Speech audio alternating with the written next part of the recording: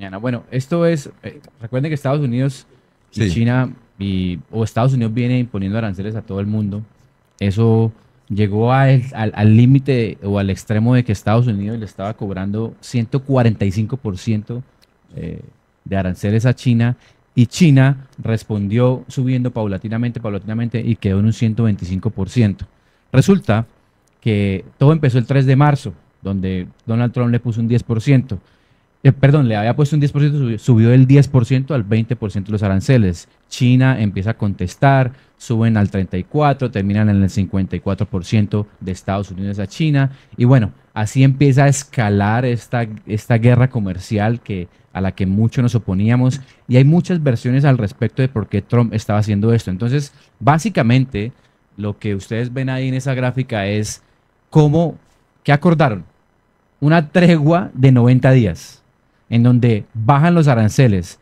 En el caso de Estados Unidos los baja a un 30% y en el caso de China los baja a un 10% durante 90 días para probar qué sucede en esto. Ahora, las acciones y el mercado de valores empezó a subir inmediatamente apenas se conoció el acuerdo.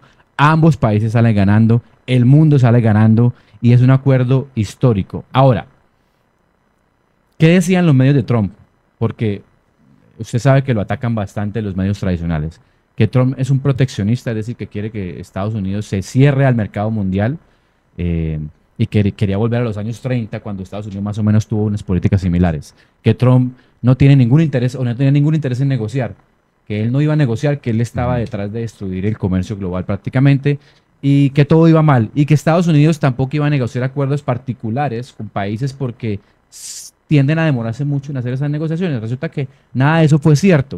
O sea, se lo usó como herramienta de negociación. Recuerde, ahora que hablábamos de drogas aquí locales, recuerde que el primer 10% que le impone Trump a China, que luego lo sube al 30%, fue porque dice que China no controla el contrabando de fentanilo, que es una droga por la que me pueden fallar los números en la cabeza, pero que en Estados Unidos más o menos mueren casi 300 personas Sí, al día. sí, Ave María. Entonces es grave. clarísimo. Y el mismo problema lo tienen con Canadá, donde son como laxos en las fronteras y los controles, Claro. y eso es una problemática que... Entonces, ahí, por eso inicia la guerra comercial.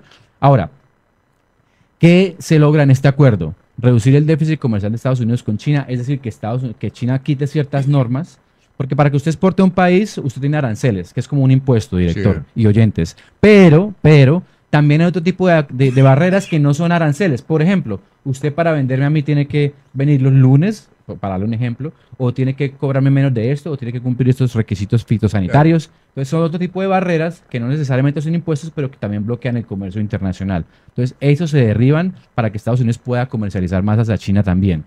Eh, mm, Se hizo un acuerdo previo con el Reino Unido, que es lo otro positivo. Al entrar Reino Unido, que además es un gobierno laborista de izquierda, Claro. ¿sí? No es muy amigo de Trump, pero hacer un acuerdo, eso implica que ahora, eso genera que China decida sentarse en la mesa. O sea, eso que hizo con Reino Unido es como algo que... Ahora, en el acuerdo con Reino Unido también mejora el tema del agro, es decir, Estados Unidos va a tener más acceso a ese mercado en temas de agricultura, en temas de etanol y bueno, otro tipo de cosas. En el tema específico de China, la economía de China, y esa es la segunda gráfica, las exportaciones desde que empezó esta guerra arancelaria habían caído un 20%, las de China. Son un 20% de caída. En China hay deflación. Usted ha escuchado hablar de inflación, ¿cierto? Sí, claro. Que es como el incremento de precios porque hay mucha moneda. La deflación es lo contrario. Se le Si la escuchó fue gente- la que era ministra de Minas, ¿se acuerda? La loquita Sí, esa. resulta que la deflación es que si todos decidiéramos dejar de comprar bienes y Ajá. servicios, pues las cosas bajarían de precio porque no hay quien las compre, ni hay quien las necesite, ni quien las quiera comprar. Entonces en China está pasando eso de muchas maneras.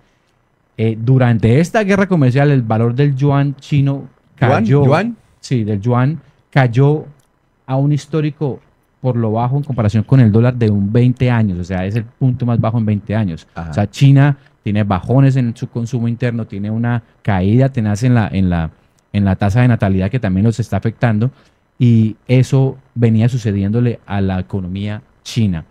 Y ya para cerrar, director, ¿qué tanto? Porque se ha hablado de los BRICS, ¿se acuerda? Sí. Que tratan de competirle a Estados Unidos, que es la alianza que inició entre Brasil, Rusia, India, Claro. China y Sudáfrica, que pretenden, que ya son las gráficas finales, Sergio, que son como unos que tienen Esas que están ahí. porcentajes. Sí. Las últimas, las azules. Resulta que la gente dice, bueno, ¿será que Estados Unidos de verdad puede perder el dominio mundial? Bueno, pues resulta que si ustedes ven el, el total de reservas mundiales en dólares está por el 57%. El total de facturas, es decir, cada vez que usted vende, exporta o importa, hay facturas que se emiten, se hacen en dólares el 54%. ¿Sí? Y las transacciones en moneda extranjera del mundo son un 88% en dólares. Ahora miremos China, que dice que hay gente que dice que podría convertirse el yuan en la moneda de Claro. intercambio comercial del mundo, ya para cerrar, que es la siguiente gráfica. Mire cómo está. En el intercambio 2%, en las facturas internacionales un 4% y en las transacciones internacionales y externas apenas un 7% se usa la moneda, o sea, la moneda china. La diferencia es muy, muy, muy alta.